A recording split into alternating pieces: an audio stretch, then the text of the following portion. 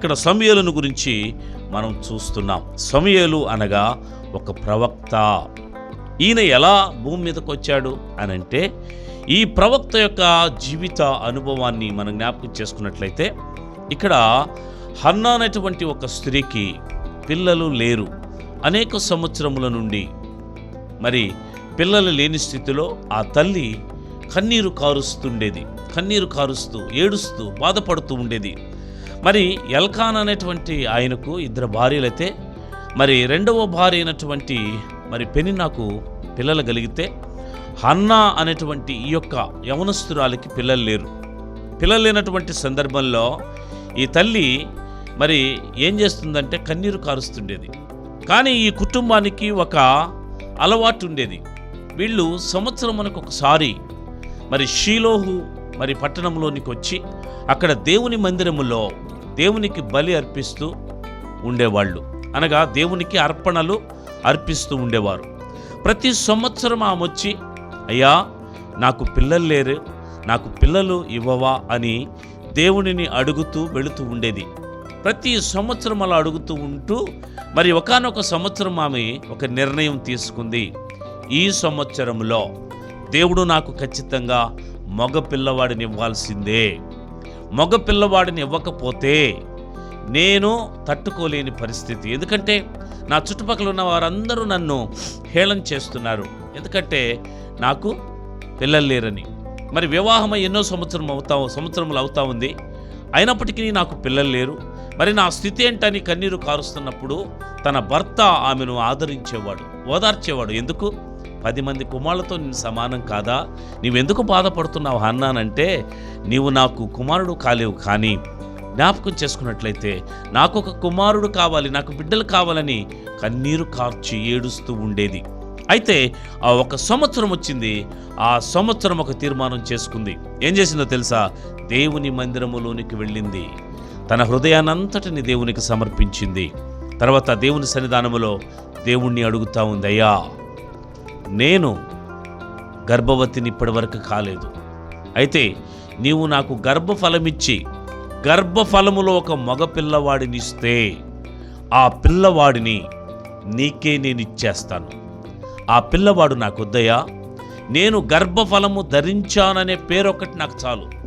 నీవిచ్చినటువంటి నా మొదటి కుమారుణ్ణి, నా గర్భములో నుండి వచ్చిన ప్రథమ ఫలాన్ని నీకే నేను ఇచ్చేస్తానయ్యా అని తీర్మానము చేసుకుని కన్నీరు కారుస్తూ ఉంటుంది. అప్పుడు ఆమె యొక్క స్థితిగతులను ఆ గుమ్మము దగ్గర మరి ఆ స్తంభం మీద కూర్చున్నటువంటి ఆ యొక్క ఏలి చూస్తూ ఏమంటాడంటే, ఈమె మద్యముతో మత్తురాలై ఉన్నదని మరి ఆలోచిస్తాడు. అప్పుడు ఆ స్త్రీ అంటది, అయ్యా నేను మద్యముతో మత్తురాలు అవ్వలేదయ్యా, నేను ఎంతో వేదన పడుతున్నాను, ఎంతో అంగలారుస్తున్నాను, నాకు ఒక మగ పిల్లవాడు కావాలని వేదన పడుతున్నాను, అయ్యా నాకు పిల్లవాడు కావాలి అని ఆ తల్లి కన్నీరు కారుస్తుంటే ఏలి చెప్తాడు, మీదటికి నీవు ఏం చేస్తావు? మరి గర్భము ధరించి నువ్వు పిల్లవాడిని కంటావని ఏలి చెప్పినప్పుడు ఆమె సంతోషంతో వెళ్ళిపోతుంది. ప్రేమైనటువంటి దేవుని బిడ్డలారా, ఆ సంతానముగా పుట్టినటువంటి వాడే మన సమూయేలు. తీర్మానముతో, నిశ్చయతతో, ఒక గొప్ప తీర్మానముతో కలిగినటువంటి వాడే సమూయేలు. అయితే ఆ సమూయేలుని ఏం చేసిందో తెలుసా? తల్లి గర్భము ధరించి మరి డెలివరీ అయిన తర్వాత మరి అతడు పాలు విడిచేంత వరకు తల్లి దగ్గర ఉంచుకుని తర్వాత దేవుని సముఖంలో విడిచిపెట్టేసింది. ప్రియమైన దేవుని బిడ్డలారా, మన జీవితంలో జ్ఞాపకం చేసుకుంటే ఎంతమందికి అంత తీర్మానం ఉండాలి. దేవుని సన్నిధానంలో ఒకటి దేవుణ్ణి మనం అడిగితే దేవుడు మన పట్ల నెరవేరిస్తే మనము ఆ నిశ్చయత కలిగి దేవుని సన్నిధానములో దేవునికి, అయ్యా నీవు నాకు ఇచ్చావు గనుక ఇదిగో నేను నీకు ఇస్తున్నానయ్యా అనేటువంటి తీర్మానము ఎంతమంది జీవితాల్లో మనము చూడగలం. మనము దేవుడు మనకు మేలు చేసినప్పుడు దాన్ని అనుభవించడానికి మాత్రమే ఇష్టపడతాం. దానికి ప్రతిగా దేవునికి కృతజ్ఞత చెల్లించడానికి మనం ఇష్టపడం.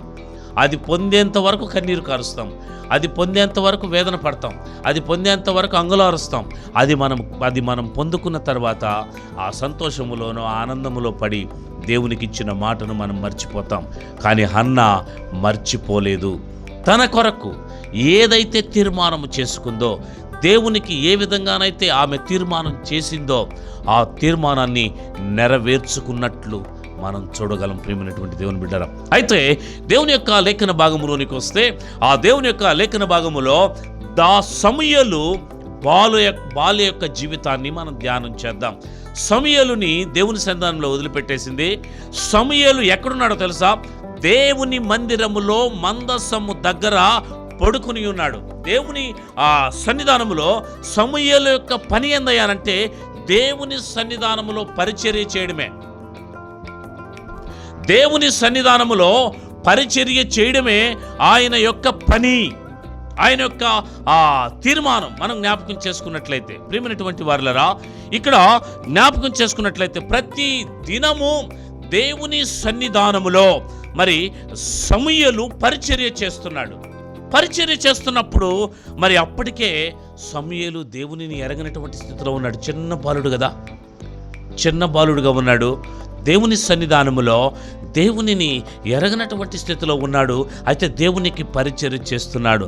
ప్రియమైనటువంటి దేవుని బిడ్డలారా, దేవుడు తలుచుకున్నాడు అనంటే, దేవుడు ఏర్పరచుకున్నాడంటే, దేవుడు ఎన్నుకున్నాడంటే ఆ వ్యక్తిని ఖచ్చితంగా ఏర్పరచుకుని పిలుస్తాడు. జ్ఞాపకం చేసుకోండి ప్రియమైన దేవుని బిడ్డలారా, మన జీవితంలో మనం జ్ఞాపకం చేసుకున్నట్లయితే దేవుడు మనలను పిలుస్తాడు. దేవుడు మనల్ని ఏర్పరచుకుంటే ఆయన మనల్ని విడిచిపెట్టడు, ఆయన మనల్ని విడిచిపెట్టేవాడు కాదు అనేటువంటి తీర్మానంలోనికి మనం రావాలి. ప్రియమైన వారులరా, ఈనాడు అనేక మంది సేవకులను మనం జ్ఞాపకం చేసుకుందాం. ఈనాడు అనేక మంది సేవకులను మనం జ్ఞాపకం చేసుకుంటే ఎంతమంది దేవుని పిలుపు ద్వారా దేవుని పరిచర్యలోనికి వస్తున్నారు. దేవుని పిలుపుని అందుకున్నటువంటి వ్యక్తి, దేవుని పరిచర్యలోనికి వచ్చేటువంటి వ్యక్తి ఈ లోక సంబంధమైనటువంటి వాటిని చూడడు, పరలోక సంబంధమైనటువంటి వాటిని మాత్రమే చూస్తాడు. ఎందుకంటే ఆయనను దేవుడు పిలిచినప్పుడు సమస్తాన్ని విడిచి దేవునితో కూడా నడవడం ప్రారంభిస్తాడు. కనుక దేవుని యొక్క పిలుపు తప్ప మరి ఏది కూడా ఆ సేవకునికి గుర్తురాదు. అయితే లేఖన భాగంలోనికి మనం వస్తే సమూయేలును దేవుడు పిలుస్తున్నాడంట. దేవుడు సమూయేలును పిలిచినప్పుడు సమూయేలుకు అర్థం కాలేదు. సమూయేలుకు అర్థం కాల. వెంటనే ఏలి దగ్గరికి వెళ్ళి ఏలితో అంటున్నాడు, అయ్యా నా ఏలినవాడా, నీవు నన్ను పిలిచేవా? దేవుడేమని పిలిచాడో తెలుసా? సమూయేలు అని సమూయేలును పిలిచినప్పుడు సమూయేలు లేచి నా ఏలినవాడు నా యజమానుడు పిలుస్తున్నాడేమోనని ఒకసారి పరిగెత్తుకుంటూ వచ్చి, అయ్యా నీ దాసుడనైన నేను ఉన్నాను అన్నాడు. మరలా దేవుడు సమూయేలును రెండవసారి పిలిచాడు. రెండవసారి పిలిచినప్పుడు మరలా పరిగెత్తుకుంటూ వెళ్ళి, అయ్యా నా ఏలినవాడా నన్ను నీవు పిలిచావా అని అడిగినప్పుడు, నాయన నేను నిన్ను పిలవలేదన్నాడు. మూడవసారి కూడా దేవుడు సమూయేలును పిలిచినప్పుడు మరలా పరిగెత్తుకుంటూ ఏలి దగ్గరికి వెళితే ఏలికి అర్థమైంది, సమూయేలును పిలిచింది నేను కాదు, సర్వోన్నతుడైన దేవుడు. నా దేవుడే సమూయేలును పిలిచాడు, నా దేవుడే సమూయేలును పిలుస్తున్నాడని అర్థమయ్యి అప్పుడు ఏమంటున్నాడు తెలుసా? సమూయేలుతో ఏలి, నాయనా ఒకవేళ నీకు సమూయేలు అనేటువంటి అని పిలిచినప్పుడు ఆ స్వరము నీకు వినబడినప్పుడు ఏమంటున్నాడు తెలుసా? అయ్యా సమూయేలు నీ దాసుడను ఆలకించుచున్నాను, నేను ఆజ్ఞ ఇమ్మనెను. ఏమంటున్నాడు? నీ దాసుడనైన నేను ఉన్నానయ్యా, ఆజ్ఞ ఇమ్మను. ప్రియమైనటువంటి వారులారా, మన జీవిత అనుభవాలలోనికి మనం వస్తే దేవుడు మనల్ని తరచూ పిలుస్తూ ఉంటాడు. దేవుడు ఆయన మనతో మాట్లాడడానికి ఇష్టపడుతుంటాడు. ఒక సేవకుడే కావలసిన అవసరం లేదు. మన జీవితంలో దేవుని బిడ్డలుగా పిలువబడుతున్నటువంటి మనము దేవుని సన్నిధానములో ఎదుగుతున్నటువంటి మనతో దేవుడు మనలను ఇష్టపడితే, దేవుడు మనతో మాట్లాడాలని నిశ్చయించుకుంటే ఆయన ఖచ్చితంగా మనతో మాట్లాడి తీరుతాడు. ఎందుకంటే ఆయనకు నీ అవసరత ఉంది అనంటే ఆయన ఖచ్చితంగా నిన్ను పిలుస్తాడు. ఆయన నిన్ను పిలవాలి అనంటే నీవు ఒక అర్హతను కలిగి ఉండాలి. నువ్వు భూమి పాతాళములోనికి దిగినా నేను అక్కడ ఉన్నాను. దేవుడు మనం ఎక్కడికి వెళ్ళినా అక్కడ ఉండి మనల్ని నడిపిస్తూ ఉంటాడు. ప్రియమైనటువంటి దేవుని బిడ్డలారా, దేవుడు సమూయేలును పిలుస్తున్నాడు. ఎందుకో తెలుసా? దేవుడు సమూయేలును ఏర్పరచుకున్నాడు. ఏ విధంగా? తల్లి గర్భములో ఉండగానే దేవుడు సమూయేలును ఏర్పరచుకుని హన్నాకు ఏ గర్భఫలమునైతే ఇవ్వాలని నిశ్చయించుకున్నాడో ఆ గర్భఫలాన్ని హన్నాకు దేవుడు ఇచ్చాడు. హన్నాకు దేవుడు ఇస్తే ఆ హన్నా సమూయేలును దేవుడు ఏర్పరచుకున్న విధానాన్ని బట్టి ఆ యొక్క తల్లి మరి దేవుని మందిరములో వదిలేసింది. ప్రియమైన దేవుని బిడ్డలారా, దేవుడు గొప్పవాడు, ఉన్నతమైన వాడైన ఆయన తన బిడ్డలను విడిచిపెట్టేవాడు కాదు. దేవుడు తన బిడ్డలను పిలిచాడు అనంటే ఆయనే నడిపిస్తాడు. దేవుని పిలుపును ఎరిగినటువంటి స్థితిలో, దేవుని పిలుపును గ్రహించగలిగినటువంటి స్థితిలో మనం ఉండాలి. అయినా దేవుని స్వరమును ఎంతమంది వినగలరు? దేవుడు పిలుస్తున్నాడు కదా, దేవుని బిడ్డలం కదా మనము.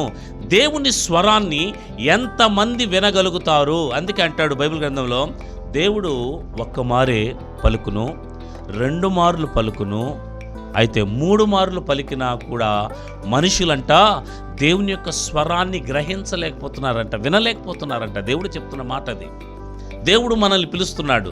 దేవుడు మనల్ని పిలిచినప్పుడు ఆ పిలుపును మనం వినగలిగేటువంటి స్థితిలో ఉండాలి. ఆ స్వరము, ఆ మెల్లనైన స్వరము మనకు వినబడినప్పుడు ఆ స్వరాన్ని మనం వినగలిగేటువంటి స్థితిలో ఉండాలి. వినగలిగేటువంటి స్థితిలో ఉండాలా అనంటే మన హృదయములో దేవుని యొక్క ఆత్మ నేత్రములు, ఆత్మ చెవులు మరి గ్రహించగలిగేటువంటి స్థితిలో ఉండాలి. దేవుడు మనల్ని పిలిచేటప్పుడు చాలా మృదువుగాను, చాలా సున్నితంగాను ఆయన పిలుస్తాడు. ఆయన పిలిచినప్పుడు ఆ పిలుపును మనం వినేలా ఉండాలి. ప్రియమైన వాళ్ళరా, బైబిల్ గ్రంథంలో సమూయేలునే కాదు, సమూయేలు అని పిలిచాడు. సమూయేలు బాలుడు. ఇంకొక వ్యక్తిని కూడా దేవుడు పిలిచాడు. ఎవరినో తెలుసా? బైబిల్ గ్రంథంలో మన తండ్రి అయినటువంటి అబ్రహాము అనేటువంటి ఆయనను పిలిచాడు. ఎవరు? దేవుడు. ఏమని పిలిచాడు తెలుసా? అబ్రహామా అని పిలిచాడు.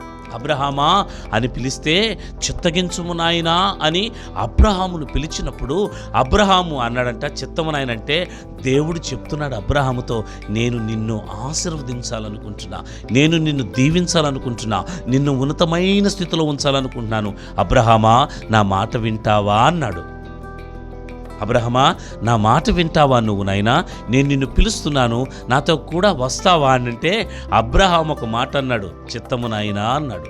ఒకవేళ దేవుడు నిన్ను పిలిచాడు అనుకోండి, దేవుడు నిన్ను పిలిచి, నాయనా నీవు నాకు అవసరము, నువ్వు ఉద్యోగం చేస్తున్నావు కదా, నీ ఉద్యోగాన్ని విడిచిపెట్టి నేను నీకు చూపించు ప్రదేశానికి నీవు వస్తావా అని దేవుడు నిన్ను పిలిచాడు అనుకోండి, నీవైతే ఏం చేస్తాం? మనమైతే ఏం చేస్తాం? అమ్మా బంగారంటే ఉద్యోగాన్ని వదిలేయమంటావా నన్ను? నేను ఎందుకు ఉద్యోగాన్ని వదిలేయాలి? నేను ఉద్యోగాన్ని వదిలేసి రావాలనా? నేను రాను అంటాం కదా దేవుడు పిలిస్తే. చాలామంది ఈనాడు మన ఆ జీవితాల్లో అనేక మందిని దేవుడు పిలిచినప్పుడు పిలుపుకు లోబడిన వాడు మాత్రమే ఆశీర్వదించబడతాడు, రాణించబడతాడు, దేవుని చిత్తాన్ని నెరవేర్చగలుగుతాడు. ఎవరైతే దేవుని స్వరాన్ని విని గ్రహించలేకుండా దేవుని మాటకు లోబడకుండా ఉంటాడో వారు ఆశీర్వాద అనుభవంలోనికి, దీవెనలోనికి రాలేరు. ప్రియమైన దేవుని బిడ్డలారా, కనుక దేవుడు అబ్రహామును పిలిచినప్పుడు అబ్రహాముతో ఒక మాట చెప్పాడు, నాయనా అబ్రహామా నీవు ఒక ప్రదేశంలో ఉన్నావు కదా, ఈ ప్రదేశాన్ని విడిచిపెడతావా అన్నాడు. ఏ ప్రదేశాన్ని? నీ బంధువులను, నీ తండ్రిని, నీ స్వజనాన్ని, నీ అయినపోయిన వారిని, నీకు కావలసిన వారందరినీ నువ్వు విడిచిపెడతావా అన్నాడు. అప్పుడు విడిచిపెడతావా అని చెప్పి, నేను నీకు ఒక దేశాన్ని చూపిస్తాను, ఆ దేశంలోనికి వస్తావా, నేను గొప్ప జనముగా చేస్తాను. దేవుని స్వరం చూడండి మనతో ఎలా చక్కగా మాట్లాడుతుందో. దేవుని స్వరము చూడండి మనం ఎలా మాట్లాడుతుందో. దేవుడు చూడండి మనతో ఎలా మాట్లాడుతున్నాడు. ఇష్టంగాను ప్రేమగా మాట్లాడతాడు దేవుడు పిలుపు ఎలాగుంటుందో తెలుసా? మృదువైనటువంటిది, సున్నితమైనటువంటి స్థితిలో ఇష్టంగాను ప్రేమగా మనల్ని పిలుస్తాడు. సమూయేలుని ఈ విధంగా పిలిచాడో అదేవిధంగా అబ్రహామా అని పిలుస్తున్నాడు. మన దేవుడు ఎంత గొప్పోడంటే ఆయన పిలుపులో మృదుత్వం ఉంటుంది, ఆయన పిలుపులో ప్రేమ ఉంటుంది, ఆయన ప్రేమలో సంతోషం ఉంటుంది, ఆయన పిలుపులో ఆనందం ఉంటుంది, ఆయన పిలుపులో ఒక బాధ్యత ఉంటుంది, ఆయన పిలిచేటువంటి పిలుపులో నీ మీద ఒక గురి ఉంటుంది, ఆయన పిలిచేటువంటి పిలుపులో నీ మీద నిన్ను హెచ్చించాలి, నిన్ను ఆశీర్వదించాలి, నిన్ను ఉన్నతమైన స్థితిలోనికి తీసుకుని వెళ్ళాలనేటువంటి ఆలోచన ఉంటుంది. అయితే ఆ ఆలోచనను నీవు గ్రహించాలి. ప్రియమైనటువంటి దేవుని బిడ్డలారా, దేవుడు మనల్ని పిలుస్తున్నాడు అనంటే మన మీద ఒక ప్రత్యేకమైన ఉద్దేశాన్ని కలిగి ఉన్నాడు. కలిగి ఉంటేనే దేవుడు మనల్ని పిలుస్తాడు. మనల్ని కూడా మన కుటుంబాల్లో దేవుడు మనల్ని హెచ్చరిస్తుంటాడు. దేవుడు మనల్ని కూడా, నైనా నువ్వు అది చేయొద్దు, నువ్వు ఇలా చేయి, నువ్వు అలా చేయని మనల్ని, మన కుటుంబాన్ని హెచ్చరించినప్పుడు అది మనం తెలుసుకోగలగాలి. అది దేవుని బిడ్డలకు మాత్రమే, దేవునిలో ఎదిగేటువంటి వారికి మాత్రమే, దేవునిలో జీవించేటువంటి వారికి మాత్రమే ఆ యొక్క పిలుపును గుర్చినటువంటి ఆ స్వరాన్ని వినగలరు. అందరూ వినలేరు. వినగలరా? అందుకే అంటాడు, మన దేవుడు ఒక మారు పలుకును, 2 మార్లు పలుకును, అయితే దానిని మనుషులు గ్రహించలేరు. 3 మార్లు దేవుడు పిలిచినా కూడా గ్రహించలేకపోతున్నారు. ఎందుకంటే దేవుని స్వరాన్ని నీవు గ్రహించాలి అనంటే ఈ లోకములో ఈ లోక సంబంధమైనటువంటి కార్యాలు ఏవి కూడా నీ హృదయములో ఉండకూడదు. ఈ లోక సంబంధమైనటువంటి తలంపులు, ఈ లోక సంబంధమైన ఆశలు, ఈ లోక సంబంధమైనటువంటి కోరికలు నీ హృదయములో ఉండకూడదు. నీ హృదయములో ఏముండాలంటే పరలోక సంబంధమైనటువంటి కోరికలు, పరలోక సంబంధమైన తలంపులు, పరలోక సంబంధమైనటువంటి ఆ అనుభవ జ్ఞానము నీ హృదయములో ఉండాలి. ఎప్పుడైతే అవి నీ హృదయములో ఉంటాయో అప్పుడు మాత్రమే దేవుని స్వరమును మనం వినగలం. దేవుని స్వరము అందరికి వినబడదండి. చాలామంది అంటారు, నాతో దేవుడు మాట్లాడతాడు, దేవుడు నాతో చక్కగా నన్ను దర్శిస్తాడు, నాతో మాట్లాడతాడని. ప్రియమైన వారలారా, దేవుడు నీతో మాట్లాడాలి అనంటే నీ హృదయము, నీ స్వభావము, నీవు ఒక అర్హమైన పాత్రగా ఉండాలి. దేవుడు నిన్ను వాడుకోవాలన్నా, దేవుడు నిన్ను పిలవాలన్నా, దేవుడు నీతో నిశ్చయత కలిగి నిన్ను ముందుకు నడిపించాలన్నా ఒక అర్హమైన పాత్రగా నువ్వు ఉండాలి. ఈనాడు అర్హత లేని పాత్రలుగా మనం కనబడుతున్నాం దేవుని దృష్టిలో. దేవుడు మన హృదయాన్ని తొంగి చూసినప్పుడు, దేవుడు మన హృదయంలోనికి వచ్చి చూస్తున్నప్పుడు మన హృదయంలో దేవునికి స్థానం కనబడటం లేదు. దేవునికి స్థానం కనబడక ఎక్కువగా ఈ లోకమే నిండిపోవడం వలన దేవుడు మనల్ని పిలవలేకపోతున్నాడు. మన హృదయంలో ఏముంది? పాపం ఉంది. మన హృదయములో ఉంది ద్వేషం ఉంది. మన హృదయములో ఏముందంటే ఈ లోక సంబంధమైనటువంటి రకరకాలైనటువంటి ఆలోచనలు, కోరికల చేత మన హృదయము పూర్తిగా నింపబడిపోయి దేవునికి స్థానము లేనందున దేవుడు మనల్ని పిలవలేకపోతున్నాడు. ఈనాడు దేవుని స్వరం